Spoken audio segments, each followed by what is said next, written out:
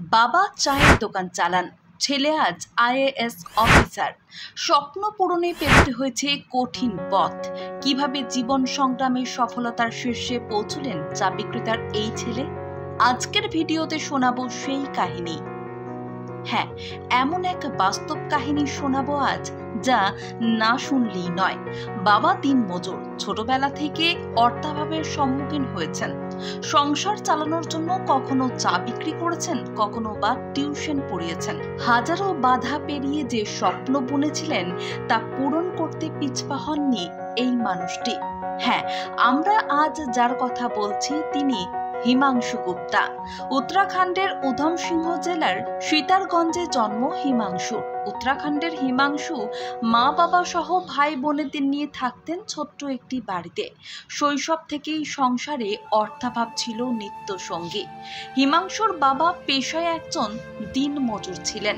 পরে তিনি রাস্তার ধারে একটি চায়ের দোকান খোলেন।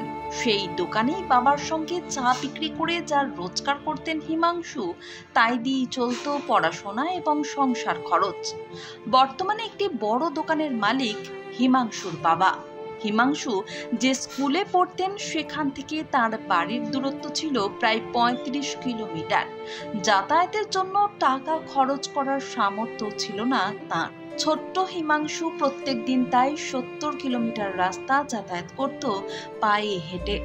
স্কুলের গণ্ডি পার করার পর উচ্চশিক্ষার জন্য দিল্লি চলে যান তিনি। দিল্লির একটি কলেজে উদ্ভিদবিদ্যা নিয়ে পড়াশোনা করেন হিমাংশু। কলেজে পড়াকালীন সংসারের খরচ সামলানোর জন্য টিউশন পড়াতেন হিমাংশু। এমনকি অর্থের বিনিময়ে ব্লগ লেখালেখিও করতেন। স্নাতক স্তরের পড়াশোনা শেষ করার পর দিল্লি থেকে স্নাতকোত্তর ডিগ্রি অর্জনের সিদ্ধান্ত নেন তিনি। পরিবেশ বিদ্যা নিয়ে পড়াশোনা করে স্বর্ণপদক পান হিমাংশু। কলেজের পড়াশোনার পর চাকরির সুযোগ পান হিমাংশু। অর্থের প্রয়োজনে সেই চাকরিতে যোগ দেন তিনি। কিন্তু মনের গোপনে অন্য এক স্বপ্ন পূরণের লক্ষ্য ছিল তার। দেশের অন্যতম কঠিন পরীক্ষা ইউপিএসসি পাশ করে আইএএস অফিসার হওয়ার স্বপ্ন ছিল হিমাংশুর মনে। তাই চাকরির পাশাপাশি ইউপিএসসি পরীক্ষার প্রস্তুতিও নিতে শুরু করেছিলেন তিনি। অন্যদিকে প্রথাগত প্রশিক্ষণ নেওয়ার মতো আর্থিক অবস্থাও ছিল না বাড়িতে। কিন্তু পড়াশোনার জন্য পর্যাপ্ত সময় বার করে উঠতে না পারায় সেই চাকরি ছেড়ে দিতে হয়েছিল হিমাংশুকে। ইউপিএসসির প্রস্তুতির জন্য কোনো প্রশিক্ষণ কেন্দ্রে ভর্তি হননি হিমাংশু। অর্থাভাবের কারণে নিজেকেই প্রস্তুতি নিতে হয়েছিল বাড়িতে ইন্টারনেটের মাধ্যমে। এমনকি সংসারের খরচ চালানোর জন্য একটি সরকারি কলেজে গবেষণা সংক্রান্ত কাজও শুরু করেছিলেন তিনি। প্রথমবার ইউপিএসসি পরীক্ষা দিয়ে পাশ করলেও মনের মতো পদে চাকরি পাননি হিমাংশু। ২০১৮ সালে পরীক্ষা দেওয়ার পর ইন্ডিয়ান রেলওয়ে ট্রাফিক সার্ভিস দপ্তরে কাজ পেয়েছিলেন তিনি। ২০১৯ সালে আবার ইউপিএসসি পরীক্ষায় বসেন হিমাংশু।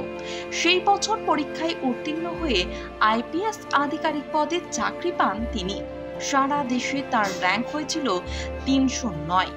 আইপিএস আধিকারিক হলেও হিমাংশু নিজেকে আইএএস পদে দেখতে চেয়েছিলেন।